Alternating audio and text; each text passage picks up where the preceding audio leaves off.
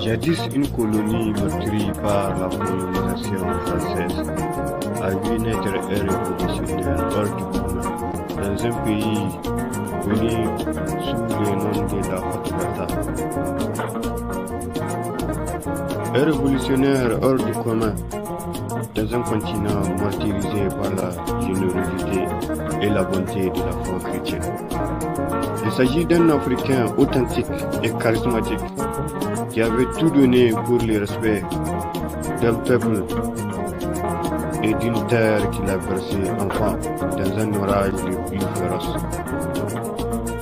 dans un climat colonial, dans un écosystème troublé et blessé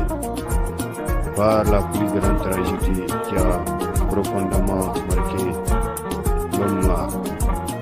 qui a profondément marqué l'économie américaine, qui a profondément marqué le mode de vie de la France et qui a profondément altéré la civilisation européenne, qui est bien plus criminelle que chrétienne pendant la colonisation, qui est bien plus colonialiste que démocratique actuellement, avant de passer maître dans l'art de la rapine. Il s'agit d'un révolutionnaire qui a nourri mon imaginaire, d'un soldat généreux et révolutionnaire qui a traversé tant de marées pour aller à Harlem en Amérique, pour verser l'offrande majestueuse d'une terre africaine, l'offrande majestueuse d'une terre ternie par la réaction internationale et les caprices français. Il s'agit surtout d'un enfant du Sahel qui a traversé tant de tempêtes pour mener sa barque à l'ONU afin de plaidoyer la cause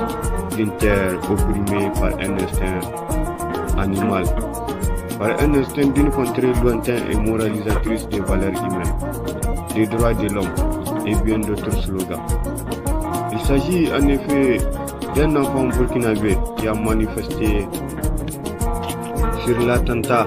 de la bête qui se cache derrière les membres permanents du Conseil de l'insécurité de l'ONU.